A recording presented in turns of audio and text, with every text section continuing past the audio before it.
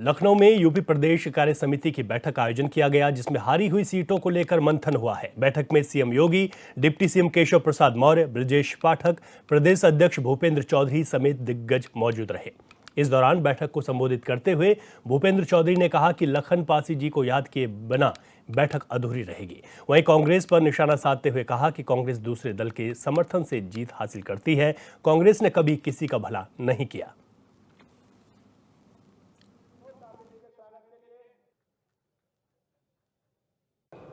Samajwadi party और Congress party जैसे परिवारवादी लोग, जातिवादी लोग ने भ्रम में अफवाह फैलाकर प्रदेश की जनता को जातीय आंकड़ों में बदलने का प्रयास किया और अल्पसंख्यक मतदाताओं का वायदोवेदन करके उनका वोट लेने का प्रयास कांग्रेस और सपा ने एक नया एजेंडा तलाश किया, जिसमें उन्हें थोड़ी बहुत सफलता भी मिली।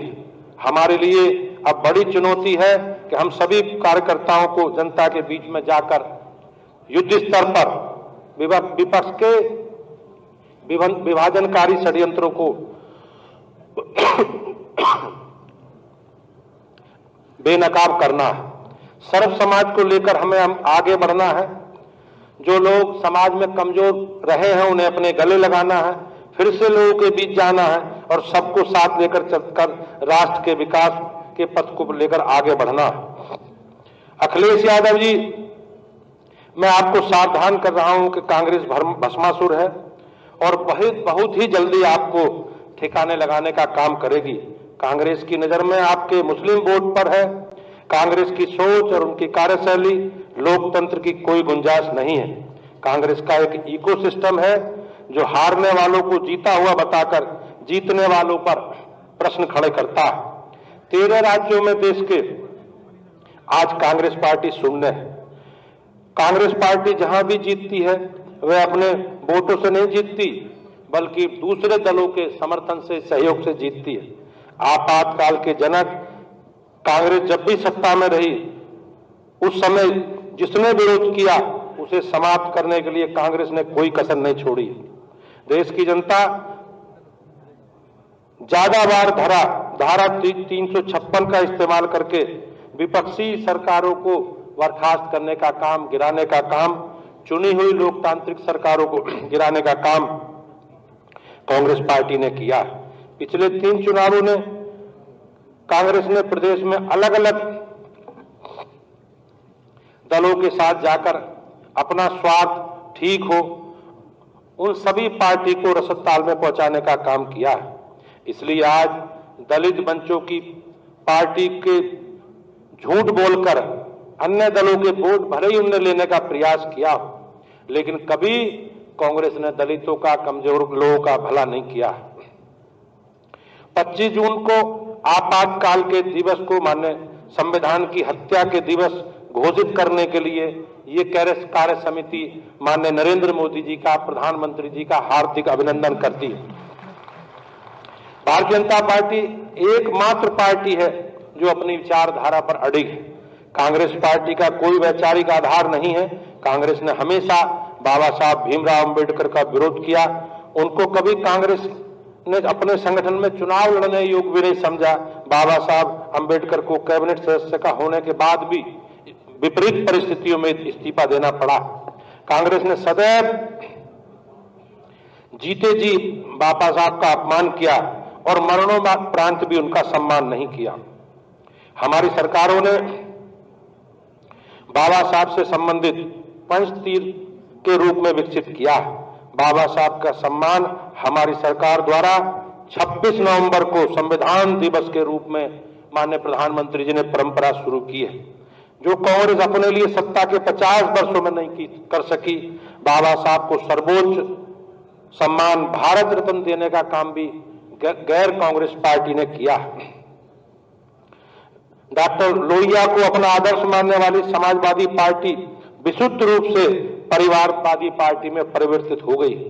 जैसा कि हम सब लोग जानते हैं, इनकी परिवारवादी मानसिकता, वैभवशाली रहन सहन, अपराध केंद्र राजनीति को संरक्षण इत्यादि कृत्यों को देखकर स्वर्ग से ही माननीय लोहिया जी की आत्मा भी विलाप कर रही होगी। कांग्रेस पार्टी की सोच विपक्ष के लिए कोई जगह नहीं। अगर कोई विरोध करता है तो कांग्रेस पार्टी उसे समाप्त करने का काम करती है। कांग्रेस के नेता संविधान के प्रति लेकर घूमते जरूर हैं, लेकिन उन्होंने कभी इतिहास में इसे पढ़ा नहीं। संविधान में सबसे अधिक बार संशोधन करने का काम कांग्रेस पार्टी ने किया है और चुनी हुई सरकारों को बर्खास्त करके धारा 356 लगाकर कांग्रेस ने ही इतिहास कायम किया है। हमारा मूल मंत्र माननीय प्रधानमंत्री जी के नेतृत्व में सबका साथ, सबका विकास और सबका विश्वास है। हमारी केंद्र सरकार और राज्य सरकार सभी के लिए समान कार्य करने में विश्वास।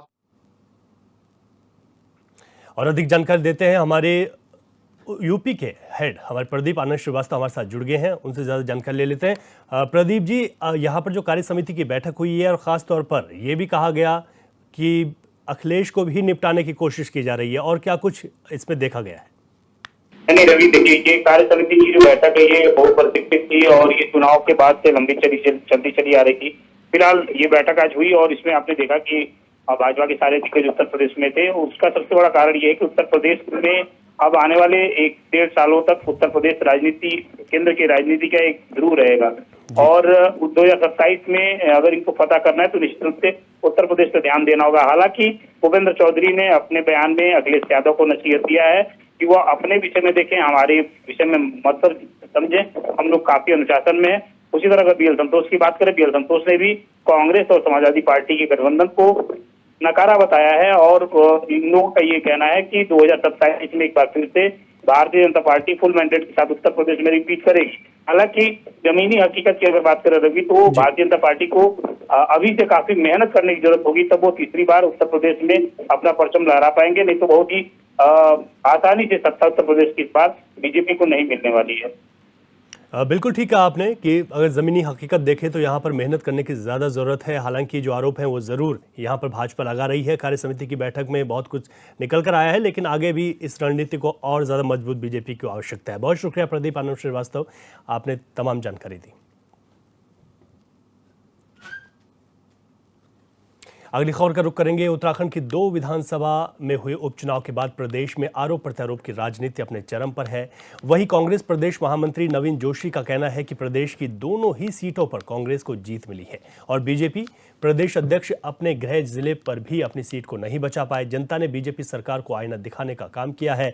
महेंद्र भट्ट ने जोशीमठ आपदा समेत तमाम ज्वलंत मुद्दों पर कुछ नहीं बोला, जिसका नतीजा यह है कि आज ये दोनों ही सीट कांग्रेस पाले में आई है। आगे नवीन जोशी ने कहा कि नैतिकता के आधार पर महेंद्र भट्ट को अपने पद से इस्तीफा दे देना चाहिए।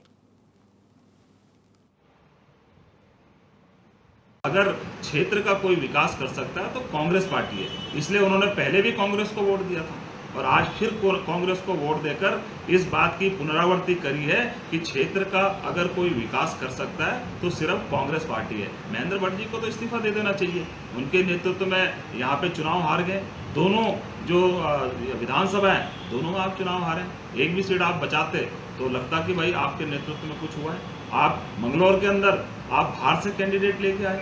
ये जो उत्तराखंड राज्य के जो आंदोलनकारी हैं उनका अपमान है। ये हमने उत्तराखंड राज्य इसलिए नहीं बनाया था कि बाहर से व्यक्ति को लाकर यहाँ पर हम चुनाव लड़ाएं। और जो आदमी यहाँ मेहनत कर रहा है, जो क्षेत्र से जुड़ा हुआ है, कोई आपके पास ऐसा आदमी नहीं है जिसको आप चुनाव लड़ा सकते। दोनों विधानसभा की जनता ने अपना समर्थन कांग्रेस को दिया है। भारतीय जनता पार्टी के नेताओं को उन्होंने पूरी तरह से निकाला। और भाजपा के प्रवक्ता सचिन गुप्ता हमारे साथ फोन लाइन पर जुड़ गए हैं। सचिन जी, आपका स्वागत है HNN पर। जी नमस्कार। जिस तरीके से चुनाव जो परिणाम आए हैं, उपचुनाव के परिणाम, उसके बाद कांग्रेस कह रही है कि महेंद्र भट्ट जो कि अध्यक्ष हैं आपकी पार्टी के, उनको तो नैतिकता के आधार पर इस्तीफा दे देना चाहिए।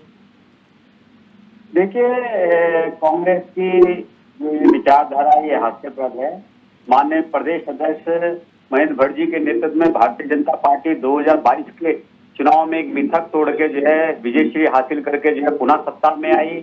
2024 में 5 लोकसभा सीटें जो है भारतीय जनता पार्टी ने प्रदेश अध्यक्ष महेंद्र भट्ट जी के नेतृत्व में जीती है। और आज जो है माननीय महेंद्र भट्ट जी के नेतृत्व में जो है संगठन जो आगे बढ़ रहा है। ये चुनाव में जनता जनार्दन होती है, जनता का जो भी जनादेश होता है वो सम्मानित होता है, लेकिन उसके बाद भी आज जो प्रदर्शन भारतीय जनता पार्टी का रहा है, जिस कन्या सीट में भारतीय जनता पार्टी का प्रत्याशी जो है कहीं ना कहीं जो है अपनी जमानत तक जो है बचा पाने में जो है सक्षम नहीं हो पाता था, आज उस सीट को हम हराने तक पहुंचने में कामयाब रहे। तो ये भी कुशल संगठन करता आदरणीय महेंद्र भट्ट का ही जो है करिश्मा है, भारतीय जनता पार्टी के कार्यकर्ता का करिश्मा है। तो इसलिए जो है कांग्रेस को अपने संगठन पे अपने राष्ट्रीय नेतृत्व देखना चाहिए। 3-3 बार लोकसभा में पराजय होने के बाद 3-3 बार उत्तराखंड में जो है लगातार हार का सामना करते हुए जो है इनके शीर्ष नेतृत्व को, चाहे वो राहुल गांधी हो, सोनिया गांधी हो, इनके प्रदेश के नेता हो, इनको इस्तीफा देना चाहिए। इसमें आत्ममंथन कांग्रेस को करने की आवश्यकता है। इसलिए भारतीय जनता पार्टी की चिंता न करे। भारतीय जनता पार्टी का एक कार्यकर्ता जो है महेंद्र भट्ट जी के नेतृत्व में, संगठन के नेतृत्व में जो है निरंतर आगे बढ़ा है और भारतीय जनता पार्टी का चाहे वोट प्रतिशत हो, चाहे आम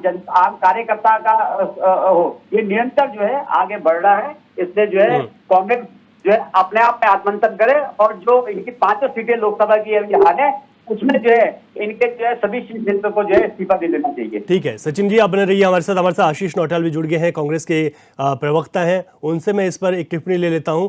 आशीष जी, आपकी पार्टी से नवीन जोशी कहते हैं कि महेंद्र भट्ट को इस्तीफा दे देना चाहिए, लेकिन जब यही सवाल हम भाजपा से करते हैं तो भाजपा कहती है आप अपनी पार्टी को देखो, अपने संगठन को, क्योंकि मंगलौर का वो जिक्र करते हैं कि वहां पर ऐसा पहली बार हुआ है जब बहुत नेक टू नेक फाइट हुई है और बीजेपी वहां पर बहुत अच्छा प्रदर्शन किया, हालांकि जीत आपको मिली।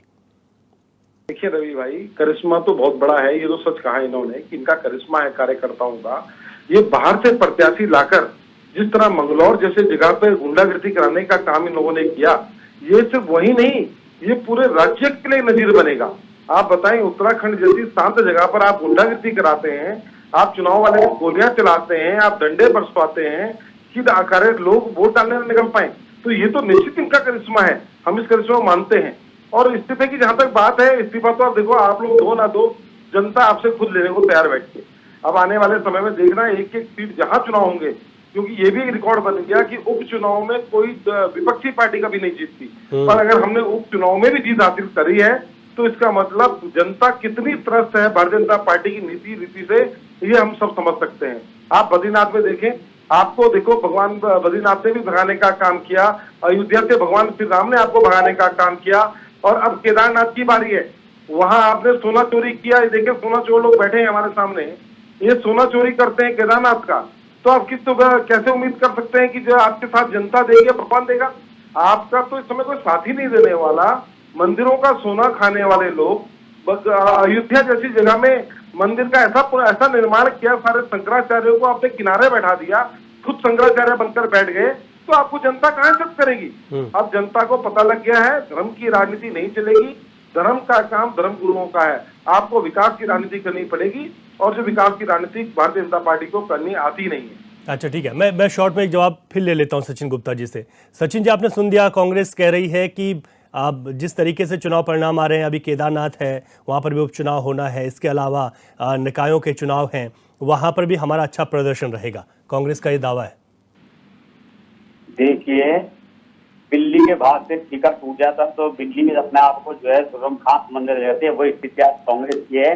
देश में एक नैरेटिव जो है सेट कर देश की जनता को गुमराह कर कि संविधान खतरे में है, आरक्षण खत्म हो जाएगा, तमाम तरीके की चीजों से गुमराह करके भोली भाली जनता से जो है वोट लूटने का काम किया। 8,500 रुपए हर कार्यकर्ताओं को और हर जनता को जो है देने का वादा, झूठा वादा करके जो है कांग्रेस पार्टी जो है आज अपने आप को जो है बहुत फूले नहीं समा रही है। देश के जहां जहां कांग्रेस के प्रत्याशी जीते हैं, वहां पे जो है जो आम जनता है जो 8,500 रुपए मांगने जा रहे हैं, तो उनके कार्यकर्ता कांग्रेस के कार्यालयों पे लाठी भाजिया जा रही है, उनको मार मार के भगाया जा रहा है। वो बेचारे जो है मार खाने के बाद मोदी जी के अटल आयुष्मान से अपने इलाज करा रहे हैं। तो ये जो आज की जो स्थिति है, ये कांग्रेस के साथ कितनी है कि देश में झूठ फैला के वोट प्रतिशत पाना ही जो है जीत नहीं होती है। विकास की राजनीति पे भारतीय जनता पार्टी आगे चल रही है और निश्चित रूप से जो है 3 चुनाव हारने के बाद भी जो है कांग्रेस सीख भी लेती है। 2 सीटें जीतने पे जो है जो इनकी खुशी है, तो ये खुशी इनको मुबारक हो। निश्चित रूप से आगे जितने भी चुनाव होंगे, चाहे निकाय के चुनाव, पंचायत के चुनाव, उसमें भारतीय जनता पार्टी जो है विजय हासिल करेगी। ठीक है, यानी कि कुल मिलाकर ये है कि इस चुनाव में जो उपचुनाव में जीत हुई है, वहां पर भाजपा ने कुछ खोया तो नहीं, लेकिन कांग्रेस ने जो पाया है उससे मनोबल जरूर बढ़ गया। बहुत शुक्रिया आप दोनों का।